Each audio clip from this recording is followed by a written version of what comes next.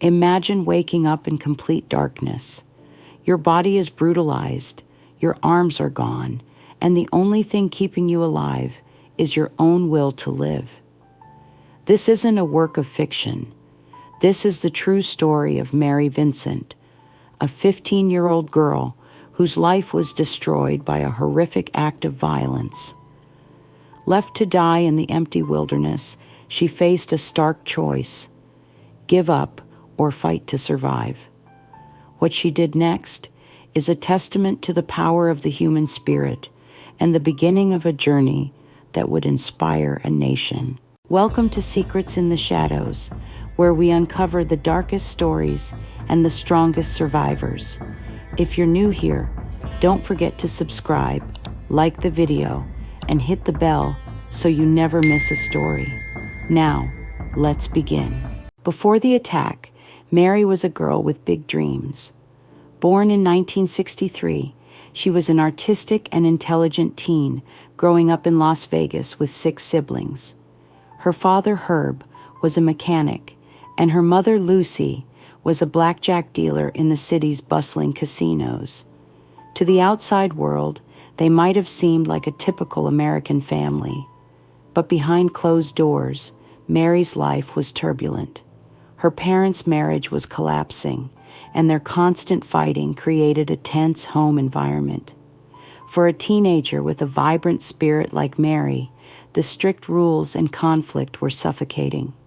She was a gifted dancer and had even performed a solo routine to open the Miss Universe pageant at just 13 years old.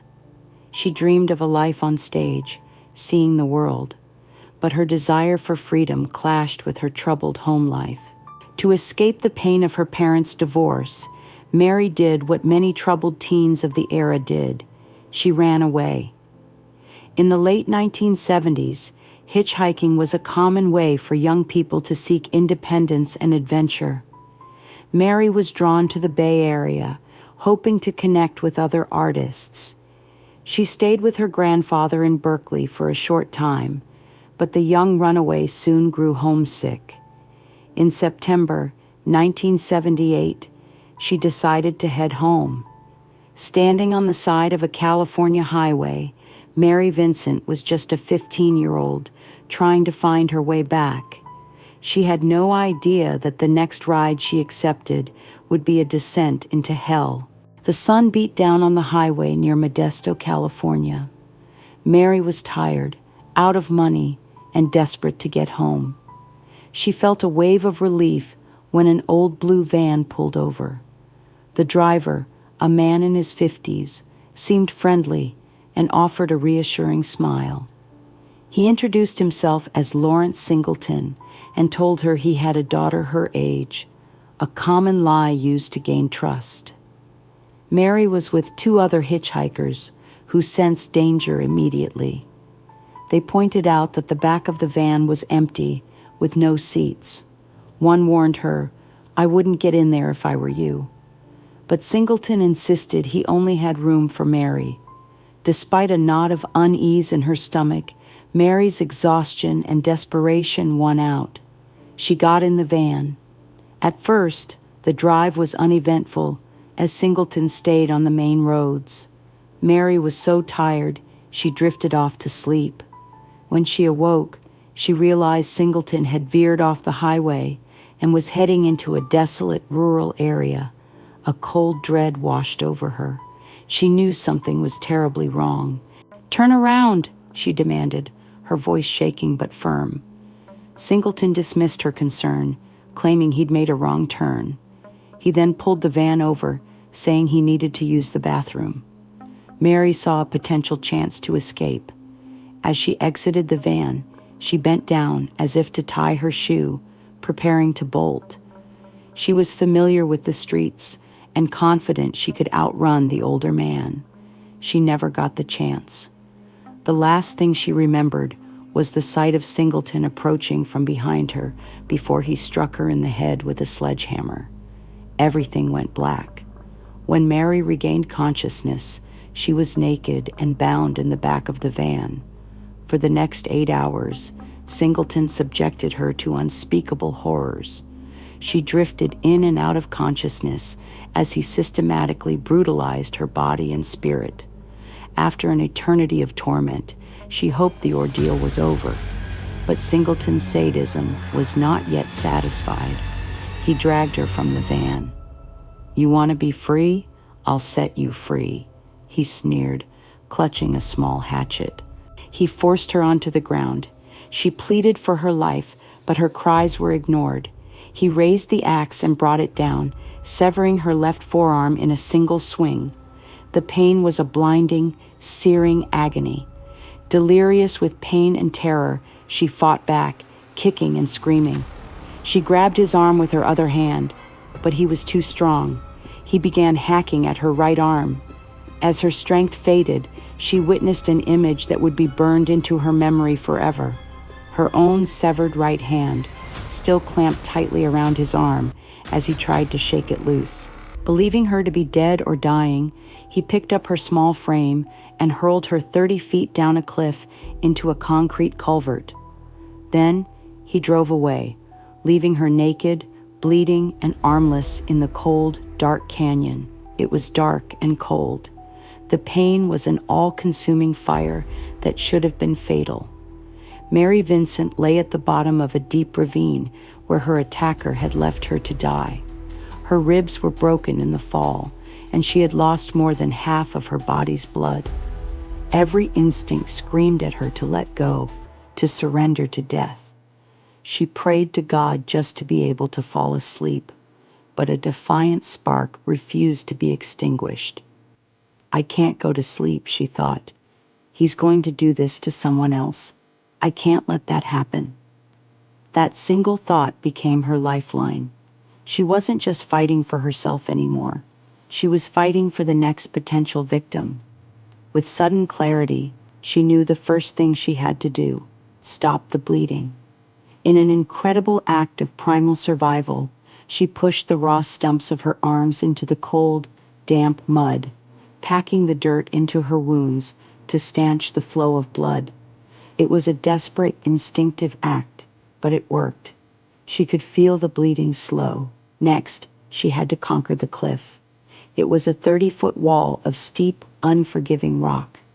Using her legs, her chin, and sheer force of will, she began to climb. Inch by painful inch, she dragged herself upward, refusing to slide back into the ditch. When she finally pulled her broken body over the edge and onto the road, she didn't collapse. She stood up. Naked and caked in blood and mud, she began to walk, holding the remnants of her arms high above her heart to slow the bleeding further. For 3 miles, she trudged along the desolate highway. She was a ghostly figure in the pre-dawn light, moving toward the distant sound of traffic, a faint glimmer of hope. She saw headlights. A car was approaching. A surge of relief washed over her. But the vehicle slowed, then sped away, the 2 men inside terrified by the bloody apparition on the road. Despair hit her. She feared she was too monstrous to be saved, but she kept walking. Then, another set of headlights appeared. This time, an old truck slowed and stopped. A young couple, lost on their honeymoon, got out. They didn't see a monster. They saw a grievously injured child in desperate need of aid. They wrapped her in a blanket, gently placed her in their truck, and raced for help. Mary was airlifted to a hospital, her life hanging by a thread. She had escaped her intended grave. She had survived. Mary's story is a powerful reminder of the resilience of the human spirit.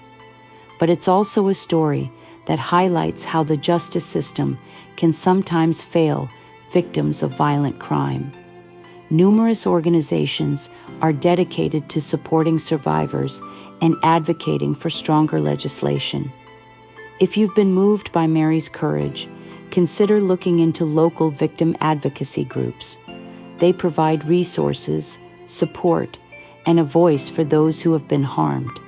And if you believe these incredible stories of strength deserve to be heard, please subscribe to the channel. Now, back to Mary's unbelievable journey. At the hospital, doctors were stunned.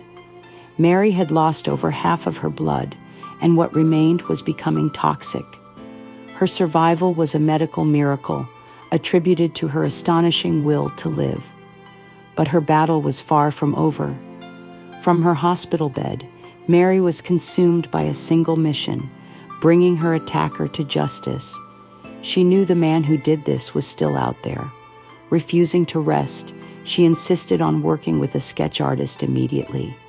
With incredible recall, she described Singleton's face, his van, and every detail of the attack. "I wanted to make damn certain they knew who he was when they saw his face," she later stated. The police composite sketch she helped create was so precise that just a week later, one of Singleton's neighbors recognized it and called the police. Lawrence Singleton was arrested. 6 months later, Mary Vincent walked into the courtroom, fitted with her first pair of prosthetic arms. She was terrified. The man who tried to murder her sat just feet away. But as she took the stand to testify, her fear solidified into resolve. In a quiet but firm voice, she recounted the horrifying events. She pointed one of her new metal hook hands at him, identifying him as her attacker. Her testimony was powerful and unshakable. The jury found Lawrence Singleton guilty on all counts, including kidnapping, rape, and attempted murder. It seemed justice had been served. The following years were an immense struggle for Mary. She was fitted with prosthetics just 2 weeks after the attack, but they were cumbersome and difficult to operate. With a natural knack for mechanics, she began modifying them herself, using parts from old electronics to improve their function. She poured her trauma into her art, teaching herself to create stunning drawings and paintings that became a form of therapy and a way to reclaim her identity. She tried to build a normal life, marrying and giving birth to 2 sons, a lifelong dream. But the shadow of the attack was ever present. Her relationship with her parents remained strained as they struggled with their own trauma. The nightmares were constant, and Singleton's threat was a promise she never forgot. In 1987, her worst fears were realized. After serving just 8 years in prison, Lawrence Singleton was released on parole for good behavior. A wave of fury swept the nation. No community in California would have him. Protesters met authorities at every turn, refusing to allow the man they dubbed the Mad Chopper to live in their towns. For a time, he was forced to live in a trailer on the grounds of San Quentin Prison. For Mary, his release was a waking nightmare. She lived in constant fear. Eventually, Singleton relocated to his home state of Florida. For nearly a decade, there was a fragile quiet, though Mary was never truly at ease. She continued to build her life, raise her sons, and create her art. Then, in February 1997, the nightmare returned. Police in Tampa, Florida, responded to a disturbance at Singleton's home. They found him covered in blood. Inside, they discovered the body of Roxanne Hayes, a 31-year-old mother of 3. She had been stabbed to death. The monster had killed again. When Singleton stood trial for the murder of Roxanne Hayes, the prosecution called a star witness. 20 years after her own ordeal, Mary Vincent flew to Florida to confront her attacker one last time. Now 34, she was no longer a frightened teenager. She was a survivor, a mother, and an advocate. Her testimony was brief, but devastatingly powerful. The prosecutor asked what had happened to her 2 decades earlier. "I was attacked," she said calmly. "I was raped, and my hands were cut off." "How?" the prosecutor asked. "He used a hatchet." "And what did he do with you?" "He left me to die." She looked directly at Singleton and pointed her prosthetic hand at him. "I had to," she later told reporters. "I had to identify him." Singleton, who had absurdly claimed Hayes stabbed herself 7 times by accident, sat expressionless. This time, the sentence was absolute. The jury found him guilty of first-degree murder, and Lawrence Singleton was sentenced to death. He would never harm anyone again. He died of cancer on death row in 2001. Mary Vincent's journey is one of the most profound survival accounts ever recorded. It is the story of a 15-year-old girl left for dead with nothing, who clawed her way back to life. She walked out of that darkness, not just for herself, but for every victim who would come after her. She faced down her monster twice, and through her incredible courage, ensured he ultimately faced the justice he deserved, however delayed. Her legacy is not one of tragedy, but of astounding resilience. She proved that even in the face of humanity's worst, the will to live, to fight, and to build a new life can triumph over anything. Mary Vincent is not defined by what was done to her. She is defined by what she did next, and what she did was nothing short of heroic. Mary Vincent's story is a powerful reminder that even when everything is taken from you, your spirit can still rise. If this story touched you, please hit the like button. It helps more people discover stories that matter. And don't forget to subscribe for more true crime stories of survival, justice, and resilience. We'd love to hear what you think. Feel free to leave a comment below and join the conversation. Thank you for spending this time with us. And remember, sometimes survival itself is the most powerful act of defiance.